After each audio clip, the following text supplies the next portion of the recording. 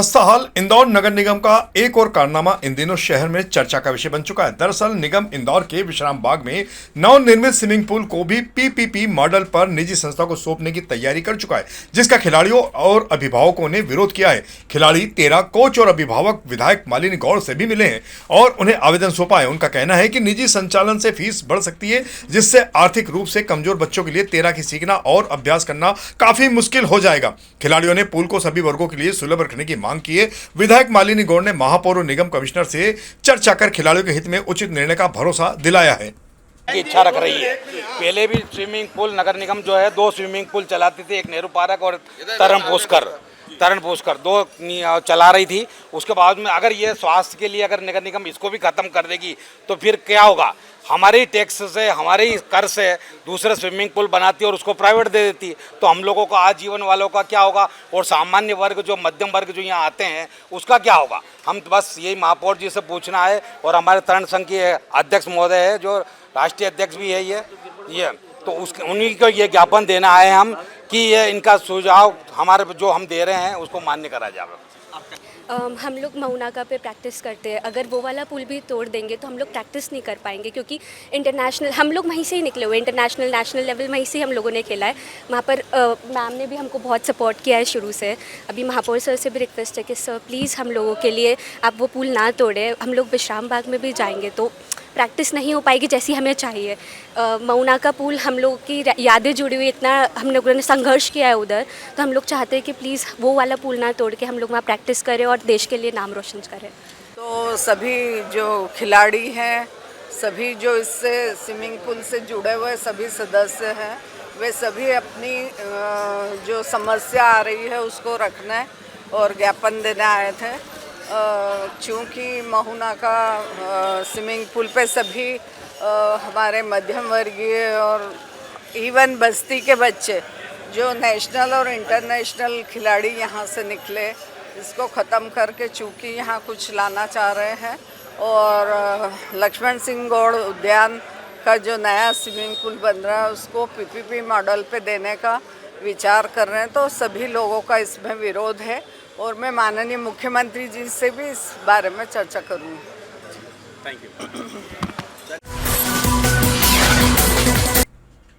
इंदौर में हरियाली बढ़ाने के लिए नगर निगम अब कॉलोनियों के उद्यानों पर भी फोकस करेगा। निगम की योजना उद्यानों के 25% क्षेत्र में पौधे लगाने की है, जिसके लिए रहवासियों को जागरूक कर अभियान से जोड़ा जाएगा। निगम का उद्देश्य उद्यानों को मनोरंजन के साथ साथ पर्यावरण संरक्षण का केंद्र बनाना है।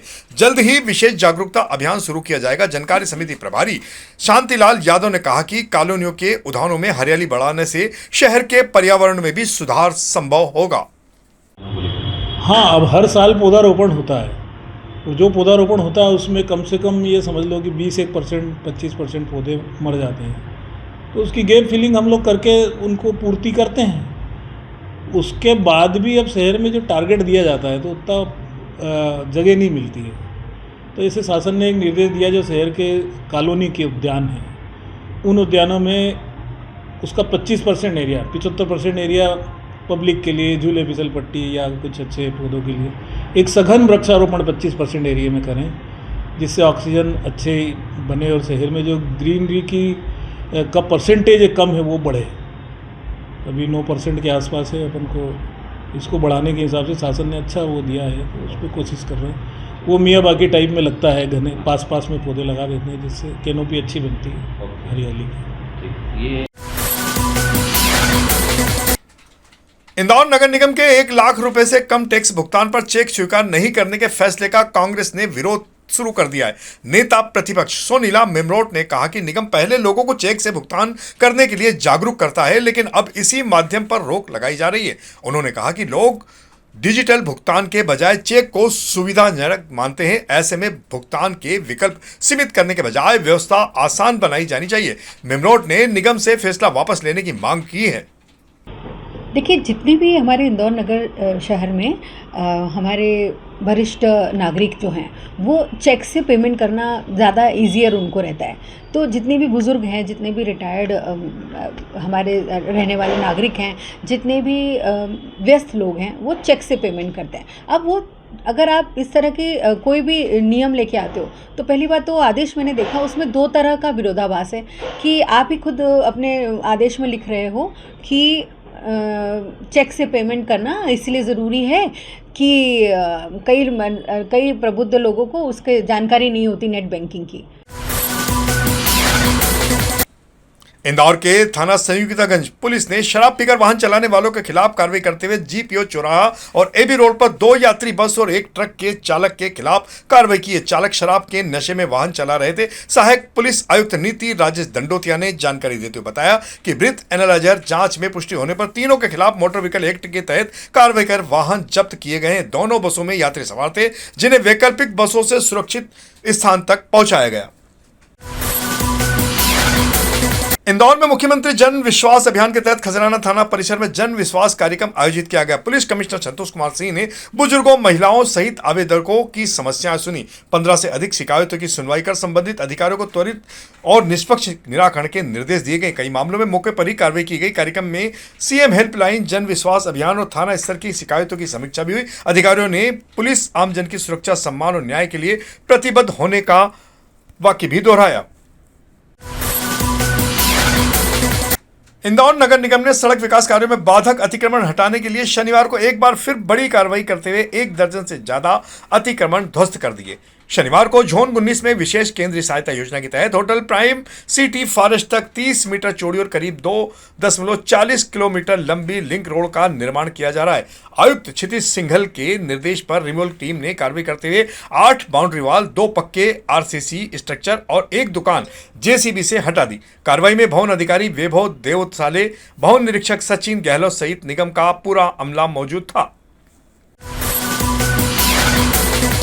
इंदौर में राजस्व प्रकरणों के समयबद्ध और गुणवत्तापूर्ण निराकरण को लेकर कलेक्टर शिवम वर्मा ने राजस्व विभाग की समीक्षा बैठक ली। बैठक में लंबित प्रकरणों और आवेदनों की स्थिति की समीक्षा करते हुए अधिकारियों को मुख्यमंत्री के निर्देशानुसार सभी मामलों का समय सीमा में निराकरण करने के निर्देश दिए। समीक्षा के दौरान लापरवाही सामने आने पर एक प्रकरण लंबे समय से रीडर स्तर पर लंबित पाए जाने पर संबंधित रीडर को निलंबित करने की कार्रवाई की जा रही है। वहीं एक तहसीलदार के खिलाफ भी कार्रवाई की प्रस्तावना दी गई है। कलेक्टर ने कहा कि राजस्व मामलों की लगातार समीक्षा होगी और लापरवाही बरतने वाले अधिकारी बख्शे नहीं जाएंगे। देखिए, रेवेन्यू में सभी जो लंबित प्रकरण है उनकी समीक्षा की गई है और माननीय मुख्यमंत्री जी के स्पष्ट निर्देश हैं कि सभी आवेदनों का सीमा हेल्पलाइन का निराकरण गुणवत्तापूर्ण होना चाहिए, समय सीमा में होना चाहिए। तो हम लोगों ने इसी की समीक्षा की है। हमारे कोई भी केस इस महीने समय सीमा बाहर नहीं हुए, जो कि एक अच्छी प्रगति का साइन है हमारे लिए। इस बार रेवेन्यू सीमा हेल्पलाइन में इंदौर का रेवेन्यू भी टॉप 5 में रहा है। हम प्रदेश में अपने ग्रुप में दूसरे स्थान पर हैं, तो वो भी एक अच्छी चीज़ है। और लेकिन साथ ही साथ कुछ हमको कमियां भी दिखी, लापरवाहियाँ भी दिखी, जिसके लिए लगातार समीक्षा की जाती है और हमारा प्रयास यही रहता है कि सभी रेवेन्यू आवेदनों का समय सीमा में गुणवत्तापूर्ण निराकरण हो। तो इसमें जब 2 जगहों पर लापरवाही दिखी है तो उस पर कार्रवाई भी कर रहे हैं।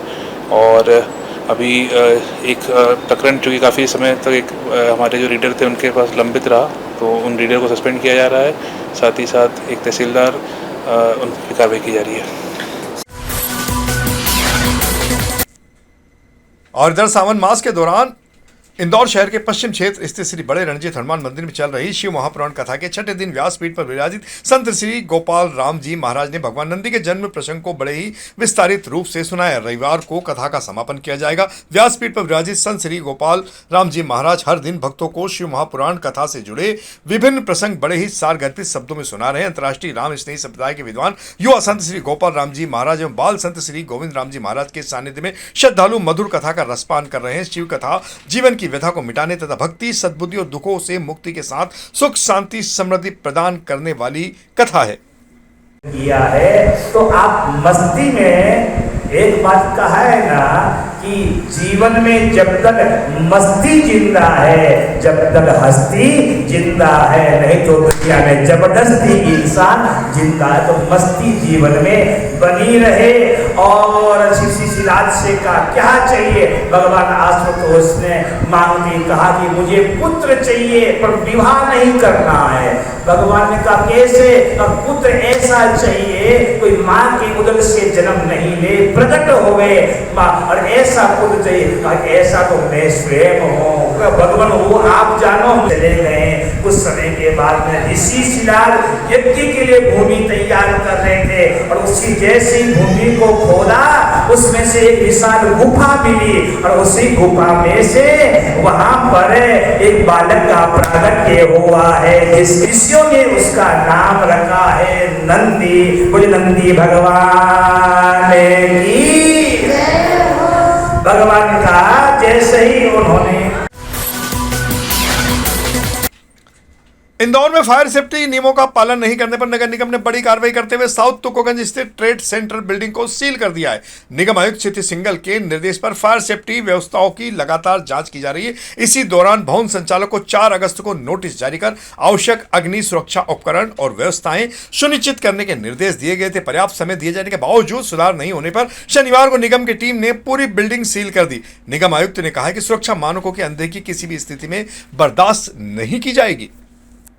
देखिए, फायर सेफ्टी को लेके नगर निगम लगातार लोगों को सजग भी करा रहा है और जहां नॉर्म्स का पालन नहीं हो रहा है वहाँ हम लोग चरणबद्ध रूप से कार्रवाई भी कर रहे हैं। इसी क्रम में आज भी एक बड़ी बिल्डिंग जिसमें काफ़ी सारे ऑफिसेज थे, 200 से अधिक ऑफिसेज और विभिन्न संस्थान थे, उनको कई बार कहने के बाद भी क्योंकि फायर सेफ्टी के नॉर्म्स का उन्होंने पालन नहीं किया, वो व्यवस्थाएँ नहीं की, उनको सील करने की कार्रवाई की गई।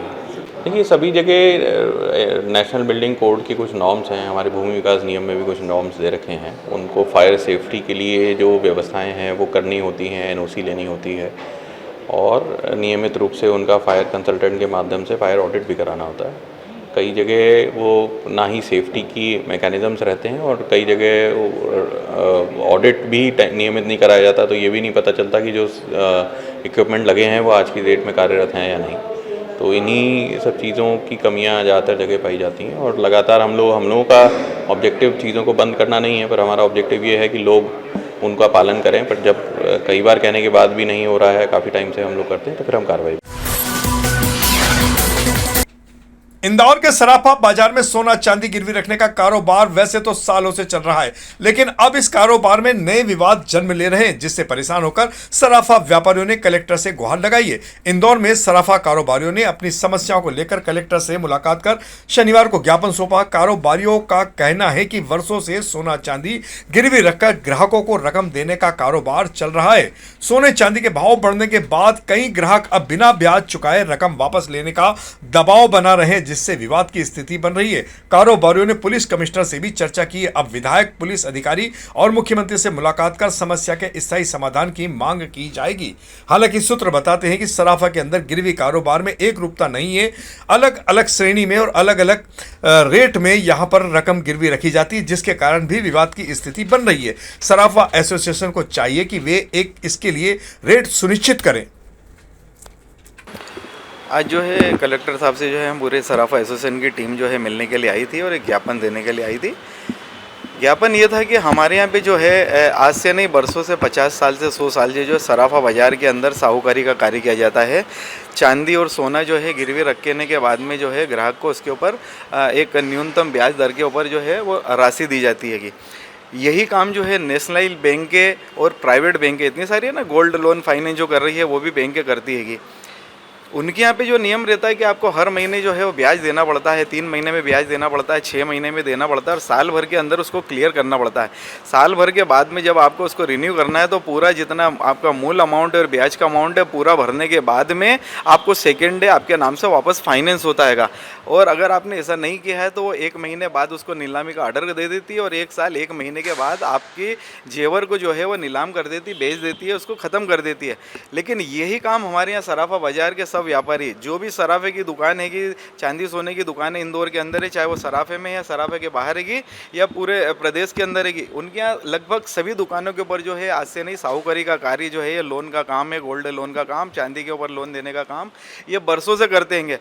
हमारे यहाँ पे नियम अलग और वहाँ पे नियम अलग क्यों होंगे? हमारे यहाँ पे क्या होता है कि हमारे यहाँ ग्राहक 1 साल में भी ब्याज नहीं देता है, 2 साल में भी नहीं दे रहा है, 3 साल में भी नहीं दे रहा है, 4 साल में भी नहीं दे रहा है, 5 साल में भी नहीं दे रहा है। 5 साल के बाद में भी हम ग्राहक का इंतजार करते हैं कि वो आए, उसका मूल ब्याज देवे और उसकी रकम लेके जाएँ। लेकिन अभी क्या हो रहा है, जब चांदी और सोने के भाव जो है जिस प्रकार से बढ़ेंगे तो चांस लेने के लिए मैं बोल रहा हूँ, जो लोग आ रहे हैं सराफा बाज़ार के अंदर 5 साल 10 साल 15 साल 20 साल वाले जो है ग्राहक उठ के आ रहे हैं कि हमारे जो है रकम दो और ब्याज के दो। हम ब्याज पे लेके और उनकी रकम देना चाहते हैं, लेकिन वो चाहते हैं कि हमको इतना ब्याज नहीं देना है। जिस प्रकार से बैंक ब्याज ले रही है, जिस प्रकार से जो है वो ब्याज ले रही है, उसी प्रकार से हमको भी ब्याज देवें। इंदौर में नगरीय निकायों के विकास कार्यों और शासकीय योजनाओं को लेकर कलेक्टर शिवम वर्मा ने समीक्षा बैठक ली। बैठक में नगर निगम परिषदों के सीएमओ और संबंधित एसडीएम मौजूद रहे।